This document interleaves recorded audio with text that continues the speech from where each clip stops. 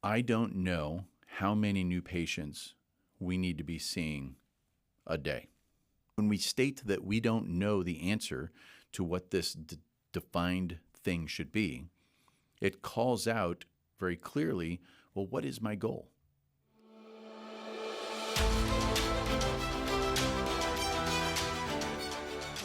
Welcome to another episode of the Physician Growth Accelerator, a show where we break down your private medical practice systems into vitals, give you the tools to diagnose root cause of what may be restricting your growth, and prescribe what to do about it. I'm your host, Sid Williamson, and I believe that everything we experience in life is the perfect outcome of our current systems. And if we want it to be different, then we have to tweak the system. Now, I got some feedback on actually the last episode.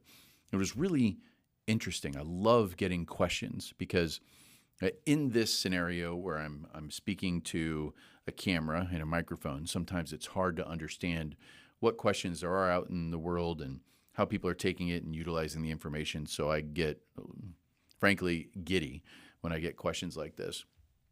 But the podcast was about a framework called Define, Communicate, and Measure, and specifically around the idea of defining and how important that is. And the topic, just a really quick recap, is in business, in life, it's very easy for us to use terms like better, faster, more, and these are vague terms. And when you use vague terms, then anybody you use that term with is free to basically add whatever their perspective is. Your definition of better is going to be different than someone else's definition of better. But if we don't talk about it, then how can we communicate it and measure it? And the question I got back was they appreciated the episode, but they wanted to know how to define things. And this is such a good question.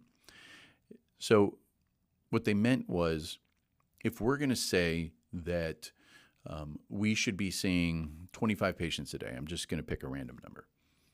Instead of saying, hey, we should be seeing more patients, we're going to be specific and say, we should be seeing 25 patients a day. Their question was, where does the 25 come from? Because in their world, they only know what they know. So what is good? And I love this question because it goes to how everything is absolutely connected. Everything is connected. That's why our systems create these perfect outcomes that we experience. So I want you to think about maybe something in your medical practice that you have thought, I wish it was, and then use some kind of vague term, better, faster, more of it, less of this, more common this, less common this, higher percent this. And I want you to just think about that one thing. What is the one item? And I'll use the example of new patient appointments just as an example. So when you go into understanding defining something, a really helpful way to do this is to state it actually as a problem statement. So if we say, I don't know how many new patients we need to be seeing a day. So think about what your brain does immediately when you make that simple statement. It starts to build an equation for you to figure out the pieces for you to get to that number. Okay? So I don't know how many new patients we need to see a day. What's the end goal? Is it a revenue goal? Is it a filled capacity goal? Is it an actually work less goal? So for instance, if we get enough new patients that fills a PA or an NP's schedule, then I get to work less. What you'll notice is that number that was important that you wanted to define but you didn't know how to was not actually the goal. It was a step towards the goal. And when we state that we don't know the answer to what this defined thing should be, it calls out very clearly, well, what is my goal? Are you a private practice leader dealing with team drama, growth headaches, or just trying to keep your head above water? Introducing the Physician Growth Accelerator membership, a free resource for our podcast listeners like you to get real solutions. Inside, you'll find exclusive materials, free courses, bonus podcast content, and live events, all designed to help your practice grow. It's free for now, so don't wait. Visit physiciangrowthaccelerator.com and click members to join today. And so I'm just going to pick a random one. Let's say it has to do with revenue. Okay. So now I don't know how many appointments I need to do a day to achieve this number in revenue. You see how we're already building an algebra equation that has variables in it that are starting to get more simple to solve? And the reason this happens, there's a couple of reasons this happens. So first of all, our brain, right, doesn't necessarily know about tomorrow, wants to be happy and survivey today.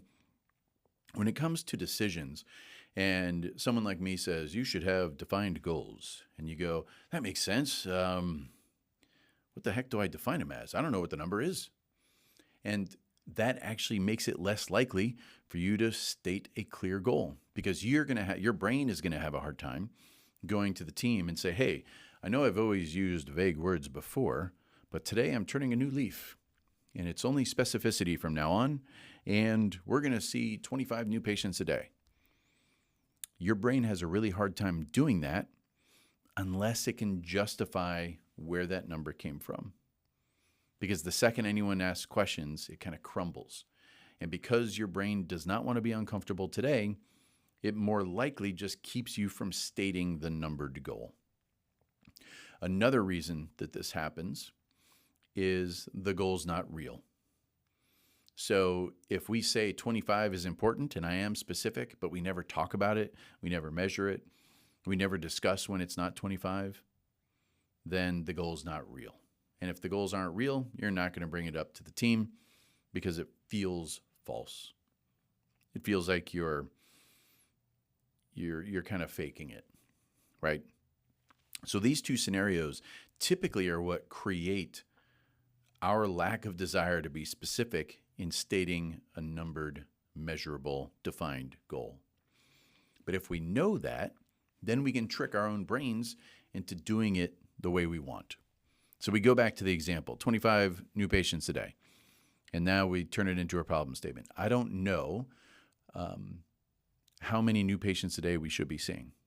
And then we expand on that, and we say, I don't know how much revenue per day I need to create to hit this revenue target. And now it's a simple algebra equation that you can go do math on, because you can find out what the value of a new patient is to the practice. And now that we know that number, we can do some simple math and say, well, if we do 10 patients, we miss the goal. If we do 15, we get here. If we get 20 here, hey, the number is actually 23. And you see how simple that is. And it's because you thought of this endpoint that this defined goal gets us to. Now it makes sense. And now you can go to your team and you say, hey, team, guess what? I know I've been vague in the past, but I want to bring a lot of clarity to all the work that you guys do, how important it is and how we help patients. And I've gone through the numbers and I've looked at the organization, and what is healthy for us is 25 new patients a day. So that's our defined specific goal. And this works for whatever thing you came up with. It works. State it as a problem statement. That'll help you identify what's the actual goal. State that as another problem statement. It'll be a simple algebra equation with variables that'll be easy for you to put in some real numbers. And then you'll have all the justification you need to go to the team and go, ladies and gentlemen, drum roll, please. We have specificity. And your team will celebrate. As long as you stick to it and they don't go, yeah, right, we're not going to measure this. Then they won't celebrate. But the second you stick to it and you talk about it and you congratulate and you call it when it's off track and you discuss how to get it back on track, they will absolutely celebrate it. If you ever want other insights or you have questions like this listener did about the podcast or anything we discussed, always feel free to reach out to us. You can go to physiciangrowthaccelerator.com. There's so many resources on that website. We have webinars that you can get access to.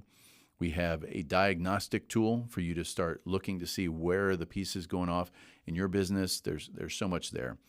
We get really good feedback on all those resources. And with that, we'll see you next time on the Physician Growth Accelerator.